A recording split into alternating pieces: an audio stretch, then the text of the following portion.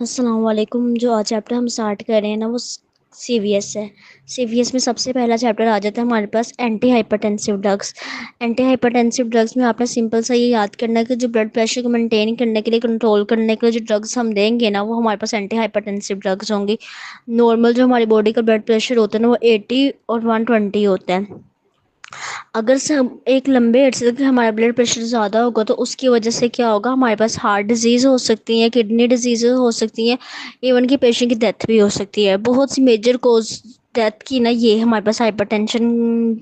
ठीक है। अब हमारे पास इसकी क्लासिफिकेशन की बात की जाए ना तो सबसे पहले हम देते हैं पेशेंट को डायूरेटिक्स। ठीक है। फिर हम बीटा ब्लॉकर्स प्रेफर किया जाता है, फिर एस इनहिबिटर्स देते हैं, इसके अलावा एंजियोटेंसिनोजन रिसेप्टर ब्लॉकर्स देते हैं हम, फिर कैल्शियम चैनल ब्लॉकर्स देते हैं, फिर अल्फा ब्लॉकर्स देते हैं और कुछ अदर ड्रग्स हम देते हैं पेशेंट को एंटी हाइपरटेंसिव ड्रग्स के तौर पर। Mechanism for controlling blood pressure ना आपने सिंपल सिंपल से याद करना है कि नॉर्मली हमारी बॉडी के अंदर ब्लड प्रेशर कैसे कंट्रोल होता है। ठीक है।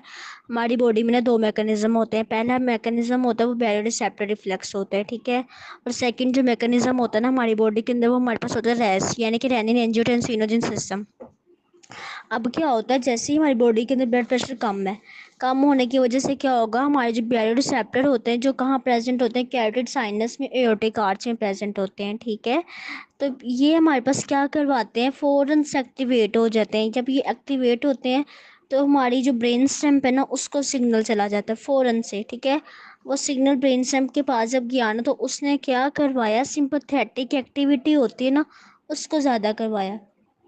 सिंपैथेटिक एक्टिविटी ज़्यादा हुई तो उसने क्या करा, नॉन एपिनेफ्रिन के सेक्रेशंस को उसको ज़्यादा रिलीज़ कर दिया।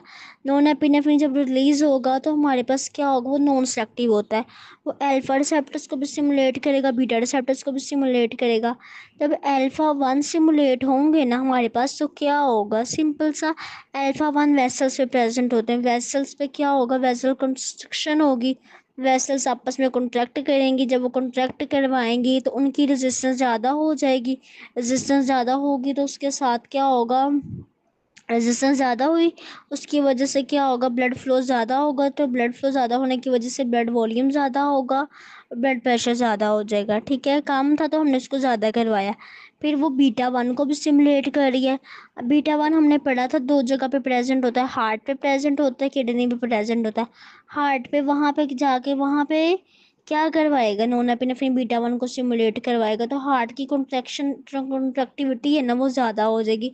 जब हार्ट की कॉन्ट्रैक्टिविटी ज़्यादा होगी तो हार्ट रेट ज़्यादा होगा। हार्ट रेट ज़्यादा होगी होने की वजह से क्या होगा हमारे पास, हार्ट रेट ज़्यादा होने की वजह से क्या होगा हमारे पास, ब्लड प्रेशर ज़्यादा होगा। ठीक है। क्योंकि कार्डिक आउटपुट ज़्यादा होगा, कार्डिक आउटपुट की वजह से ब्लड प्रेशर ज़्यादा होता है। ठीक है। उसके बाद हमारे पास आ जाते हैं रेनिन। ठीक है।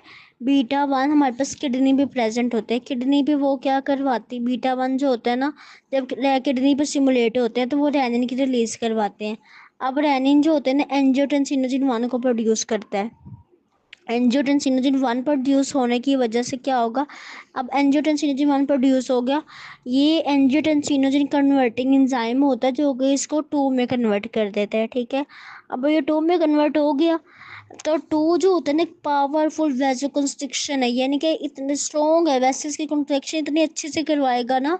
वेसल्स की कंट्रैक्शन होगी तो रेजिस्टेंस ज़्यादा हो जाएगी। रेजिस्टेंस ज़्यादा होगी तो क्या होगा हमारे पास, वही कि भाई हार्ट रेट की तरफ जो ब्लड फ्लो जाना वो ज़्यादा चला जाएगा। ज़्यादा जाने की वजह से क्या होगा, ब्लड वॉल्यूम ज़्यादा होगा। ब्लड वॉल्यूम ज़्यादा होगा तो कार्डिक आउटपुट ज़्यादा होगा। कार्डिक आउटपुट ज़्यादा होगा तो हमारे पास क्या होगा, ब्लड प्रेशर ज़्यादा होगा। ठीक है। अब दूसरी सीन है कि एंजियोटेंसिनोजन टू है ना वो हमारे पास क्या दो चीज़ें कर, एक तो वेजो कंस्ट्रक्शन है, बहुत स्ट्रॉन्ग वेजो कंस्ट्रक्टर एजेंट है। दूसरा वो एल्डोस्टेरोन को भी प्रोड्यूस करवाता है। अब एल्डोस्टेरोन क्या करवाता है, हमारी जो किडनी का काम होता है फिल्ट्रेशन। ठीक है।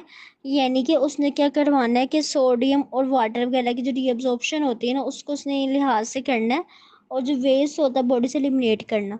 अब एंजियोटेंसिनो जो एल्डोस्टेरोन है ना, ये सोडियम और वाटर की जो रीअब्जॉर्प्शन हो रही है, रिटेंशन हो रही है ना बॉडी के अंदर, ये ज़्यादा करवाएगा। जब ये ज़्यादा होगा तो हमारी बॉडी के अंदर ब्लड वॉल्यूम ज़्यादा होगा। ब्लड वॉल्यूम ज़्यादा होगा तो हमारे पास क्या होगा, हमारा इस तरह से हार्ट कार्डिक आउटपुट ज़्यादा होगा।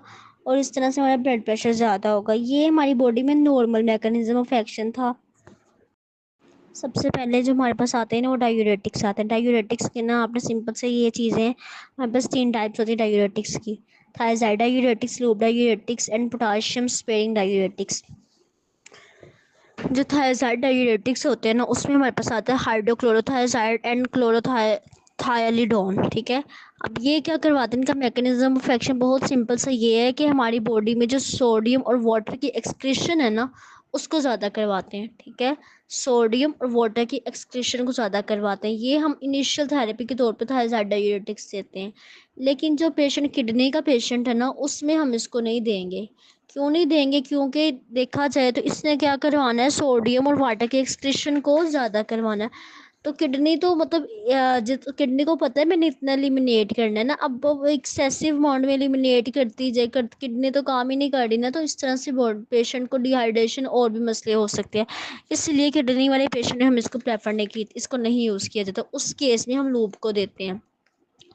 अब लूप क्या करवाते हैं, लूप सिंपल से ये करवाते हैं, इसमें फ्लोसामाइड ज़्यादा टोलोसामाइड आता है ना, इसमें सिंपल से ये करवाता है, ये जो सोडियम और क्लोराइड वगैरह की ये एब्जॉर्प्शन है ना बॉडी में उसको कम करवाना है। पहला एक्सक्रीशन को ज़्यादा करवा रहा था, ये रीअब्जॉर्प्शन को कम कर रहा है। ठीक है। और जो तीसरा वाला आता है ना हमारे पास वो क्या करवाता है, बहुत सिंपल सा है कि वो एज है ना एंजियो एल्डोस्टोन हमने पढ़ा है ना पीछे, एल्डोस्टोन सोडियम की और वाटर की रीअब्जॉर्प्शन को डिटेंशन को ज़्यादा करवा रहा है। तो बेसिकली ये उसी को इनहिबिट कर देगा। जब ये इनहिबिट कर देगा तो जिसकी वजह से क्या होगा, सोडियम वाटर की डिटेंशन नहीं होगी और इस तरह से हमारी बॉडी के अंदर से क्या होगा, एलिमिनेशन वाला मतलब ब्लड वॉल्यूम जो होता है वो मेंटेन रहेगा, ब्लड वॉल्यूम कम होगा और इस तरह से हमारा जो होता है ब्लड प्रेशर कंट्रोल करते हैं हम। ठीक है। इस तरह से हम पेशेंट का लिमिट में लेकर आते हैं। इसके बाद हमारे पास बीटा रिसेप्टर्स हैं, ब्लॉकर्स। वो उसमें सिंपल सा आपने की याद करना है कि बीटा 1 हार्ट में प्रेजेंट होते हैं, बीटा 2 किडनी में प्रेजेंट होते हैं। हार्ट जब हार्ट हम बीटा देते हैं बीटा ब्लॉकर्स तो वो हार्ट को, जो हार्ट वाले रिसेप्टर्स होते हैं उनको ब्लॉक करेंगे, तो जिसकी वजह से क्या होगा, हार्ट की कॉन्ट्रैक्टिविटी कम होगी, कॉन्ट्रैक्टिविटी कम होने की वजह से कार्डिक आउटपुट कम होगा, कार्डिक आउटपुट कम होगा तो पेरिफेरल रेजिस्टेंस कम होगी और इस तरह से ब्लड प्रेशर कम हो जाएगा। ठीक है। फिर बीटा 1 हमने पढ़े थे किडनी पे प्रेजेंट होते हैं, किडनी पे रेनिन होता है, रेनिन जो होता है वो हमारे पास एंजियोटेंसिनोजन 2 और एल्डोस्टेरोन को उसके लिए स्टिमुलेट होता है ना, उसके लिए चाहिए होता है।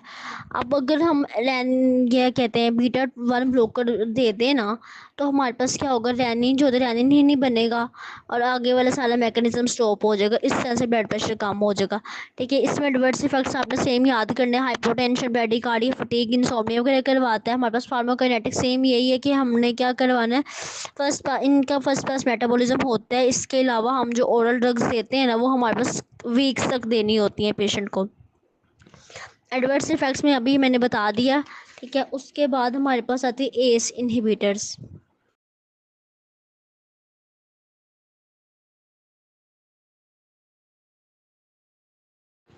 एस इनहिबिटर्स आते हैं। एस इनहिबिटर्स में आपने याद कर लिया, कैप्टोप्रिल आते, लसिनोप्रिल आते, नेलोप्रिल आते। ये हमारे पास फर्स्ट हाइपरटेंशन के केस में थायराइड्स भी थे और ये भी फर्स्ट ट्रीटमेंट होते हैं। अब ना कैसे काम करता है हमारे पास, इनका मैकेनिज्म ऑफ एक्शन सिंपल सा ये है कि हमारे पास क्या होता है, एंजियोटेंसिनोजन कन्वर्टिंग एंजाइम है ना, इसने 1 को 2 में कन्वर्ट करना होता है और जो 2 होता है ना वो एक पावरफुल क्या होता है, वैसोकंस्ट्रिक्टिंग एजेंट है। ठीक है। 2 पावरफुल वैसोकंस्ट्रक्टिंग एजेंट है, यानी कि वो वेसल्स की कंट्रैक्शन करवाएगा 2। अब वेसल्स की कंट्रैक्शन होने की वजह से क्या होगा, रेजिस्टेंस ज़्यादा होगा, तो रेजिस्टेंस ज़्यादा होने की वजह से क्या होगा, कार्डिक आउटपुट ज़्यादा होगा, तो जिसकी वजह से ब्लड प्रेशर ज़्यादा होगा। ठीक है। होता तो यही है ना, लेकिन अगर हम इस एंजाइम को भी इनहिबिट कर दें तो हमारे पास क्या होगा, ना वेसल्स की कंट्रैक्शन होगी, वेसल्स की कंट्रैक्शन नहीं होगी तो हमारे पास रेजिस्टेंस भी ज़्यादा नहीं होगी, रेजिस्टेंस ज़्यादा नहीं होगी तो हमारे पास ना कार्डिक आउटपुट ज़्यादा होगा, तो इस तरह से ब्लड प्रेशर कम होता है। अब क्या होता है, बेसिकली हमारे पास जो एंजियोटेंसिनोजन कन्वर्टिंग एंजाइम है ना, ये एक और चीज़ करवाता है, ब्रैडिकाइनिन की ना ब्रेकडाउन भी करवाता रहता है नॉर्मल। ठीक है। ब्रैडिकाइनिन जब टूटेगा ना ब्रैडिकाइनिन जो होता है ना, बेसिकली वो हमारे पास एक पेप्टाइड होता है। पेप्टाइड के मतलब इसने क्या करना होता है, वैसोडाइलेशन करवानी होती है, यानी कि नाइट्रिक ऑक्साइड्स की प्रोडक्शन करवाता है। ठीक है। अब जो एंजियोटेंसिन कन्वर्टिंग एंजाइम है ना, वो इसको इन ब्रैडिकाइनिन को तोड़ता जाता है। ठीक है। जिसकी वजह से क्या होता है, नाइट्रिक ऑक्साइड्स नहीं प्रोड्यूस होता। नाइट्रिक ऑक्साइड नहीं प्रोड्यूस होता तो वेसल्स की कंट्रैक्शन नहीं होती है, मतलब वेसल्स की डायलेशन नहीं होती नाइट्रिक ऑक्साइड की वजह से। ठीक है। अब अगर हम इस एंजाइम को ही इनहिबिट कर देंगे तो ये एंजाइम इनहिबिट होने के साथ साथ क्या होगा, एक तो हमारे पास टू भी नहीं बन रहा, टू भी नहीं बनेगा, दूसरा एल्डोस्टेरोन नहीं बन रहा, तीसरा ये क्या होता है हमारे पास ब्रैडिकाइनिन है तो वो भी नहीं टूटेगा। ब्रैडिकाइनिन नहीं टूटेगा तो नाइट्रिक ऑक्साइड्स बहुत ज़्यादा प्रोड्यूस होगा, तो वेसल्स की डायलेशन होगी, डायलेशन होने के साथ साथ वेसल की जो रेजिस्टेंस होती है वो कम होगी और ब्लड प्रेशर हमारा मेंटेन होता है।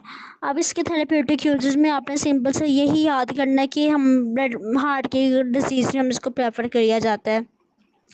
अब इसकी फार्माकोकाइनेटिक्स में ओरली हम बहुत अच्छे से अब्जॉर्ब होता है किडनी, फिर लीवर के अंदर ये अपनी एक्टिव मेटाबोलाइट्स फॉर्म में कन्वर्ट होता है। इस तरह से ये मतलब यही है कि ओरल अच्छा है, अब्जॉर्ब होता है। ठीक है। और इसके साथ लीवर में अपने ओरिजिनल फॉर्म में आता है। अब इसके एडवर्स इफेक्ट्स में ना एक इम्पॉर्टेंट इसका एडवर्स इफेक्ट है वो ड्राई कफ है। ठीक है। ड्राई कफ जो अगर आएगा वो हमारे पास ये होते करवाता है। दूसरा ये क्या करवाते हैं, एंजियोडीमा, क्योंकि ये ब्रैडिकाइनिन होता है ना, जो ब्रैडी का वैसोडाइलेशन करवाएगा ना, वैसोडाइलेशन एक ज़्यादा हो जाएगी तो हमारे पास क्या होगा, जाहिर सी बात है वहाँ फ्लूइड भी ज़्यादा होगा, तो जिसकी वजह से क्या होगा, वेसल्स में एडीमा वगैरह हो सकते हैं। एंजियोडीमा करवाता है, हाइपरकलीमिया करवाता है, स्किन रैशेस करवाता है, हाइपोटेंशन करवाता है, आर टेस्ट को भी चेंज करवाता है। ठीक है।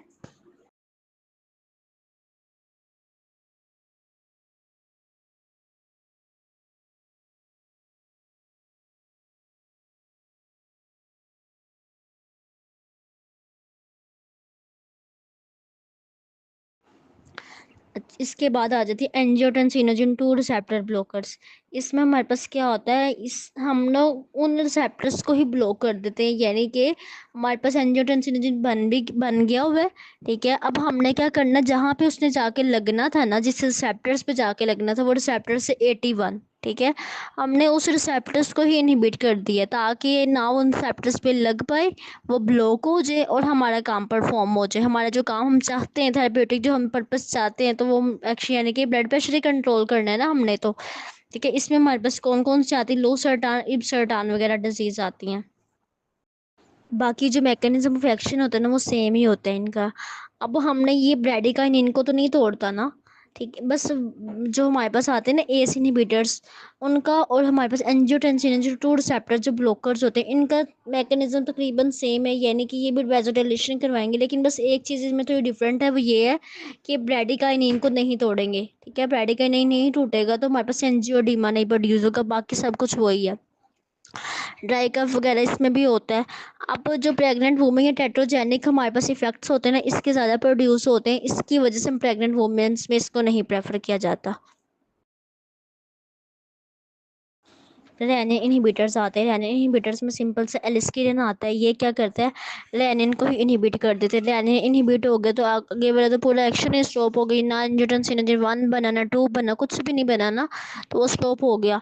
अब इसके बाद हमारे पास क्या आ जाती है, एलिस्किरिन को ना हम लोग क्या कहते हैं, एस इनहिबिटर्स के साथ कंबाइन करके नहीं देते हैं।